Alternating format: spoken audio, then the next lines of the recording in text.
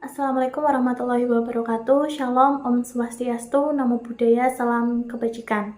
Perkenalkan, kami dari kelompok 7 yang beranggotakan saya sendiri Iyanda Ala Aulia, ada Rian Jovi Pamungkas, Muhammad Khairul Amri, Mia Rangganovianti, dan Muhammad Wahid. Dalam kesempatan kali ini, kami akan mempresentasikan hasil diskusi kami terkait dengan Project Based Learning Hukum Ketenagakerjaan. Baik, yang pertama kami akan menjawab pertanyaan nomor 1. Apakah ada pelanggaran yang dilakukan oleh si cepat? Jika ada, jelaskan, dan jika tidak ada, jelaskan. Setelah melihat dari berita, kami menilai bahwa terdapat pelanggaran yang dilakukan oleh si cepat. Dalam hal ini, si cepat melanggar ketentuan yang terdapat dalam pasal 37 ayat 3 tahun 2021 tentang perjanjian kerja waktu tertentu, alih-daya, waktu kerja dan waktu istirahat, dan pemutusan hubungan kerja. Dalam pasal tersebut tertulis bahwa pemberitahuan pemutusan hubungan kerja atau PHK dibuat dalam bentuk surat pemberitahuan dan disampaikan secara sah dan patut oleh pengusaha kepada pekerja atau buruh dan atau serikat pekerja, serikat buruh paling lama 14 hari kerja sebelum PHK.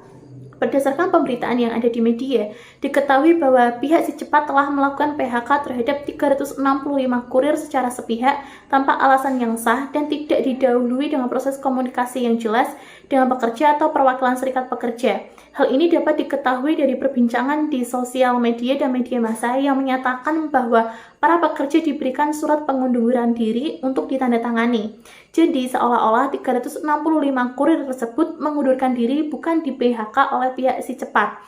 Berdasarkan paparan yang sudah dijelaskan tadi, dapat disimpulkan bahwa pihak si cepat ini melanggar ketentuan yang terdapat dalam pasal 37 ayat 3 tahun 2021 tentang perjanjian kerja waktu tertentu, alih-daya, waktu kerja dan waktu istirahat, dan pemutusan hubungan kerja.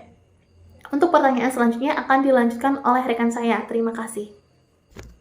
Kemudian untuk pertanyaan nomor 2 yaitu, apakah ada pelanggaran yang dilakukan oleh pekerja si cepat dalam kasus tersebut? Nah, menurut kelompok kami, tidak ada kesalahan yang dilakukan oleh pekerja si cepat tersebut, pekerja atau kurir. Nah, hal tersebut murni kesalahan atau kelalaian dari pihak atasan si cepat dalam melakukan PHK. Seharusnya dalam melakukan PHK, pihak atasan si cepat berpedoman kepada peraturan pemerintah nomor 35 tahun 2021 tentang perjanjian kerja waktu tertentu, alih daya, waktu kerja, dan waktu istirahat. Pemutusan hubungan kerja tersebut juga harus melakukan diskusi terlebih dahulu bersama Depnaker atau Dinas Perindustrian dan Tenaga Kerja.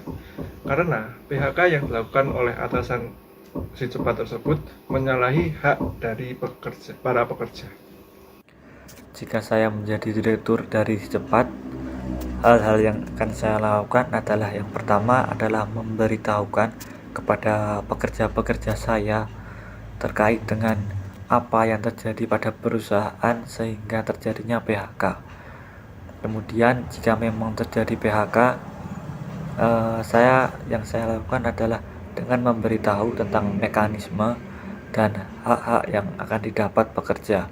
Kemudian juga saya akan menjamin bahwa hak-hak itu akan diterima oleh pekerja, sehingga dengan hal tersebut tidak akan terjadi yang namanya sengketa di kemudian hari.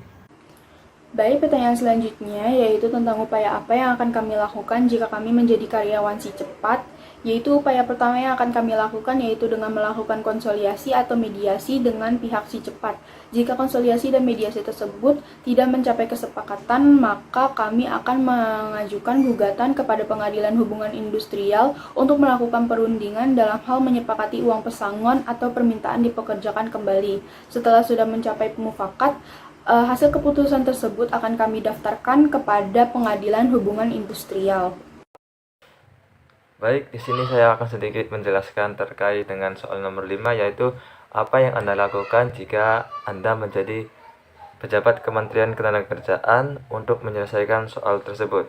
Oke, yang pertama mungkin akan melakukan pengawasan dan penegakan terhadap peraturan perundang-undangan ketenagakerjaan.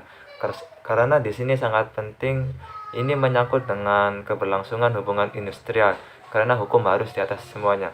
Terus yang nomor 2 itu mempertemukan dan merundingkan kedua belah pihak untuk mendapatkan kesepakatan bersama. Terus yang nomor 3, melakukan pembinaan terhadap unsur-unsur dalam kegiatan ketenagakerjaan dengan cara mengikut sertakan organisasi pengusaha, serikat kerja, dan organisasi profesi secara terpadu dan terkoordinasi. Terus kita juga akan memfasilitasi penyelesaian hubungan industrian tersebut dengan cara memberikan pertimbangan dan saran kepada kedua belah pihak untuk dapat menyelesaikan persoalannya tersebut.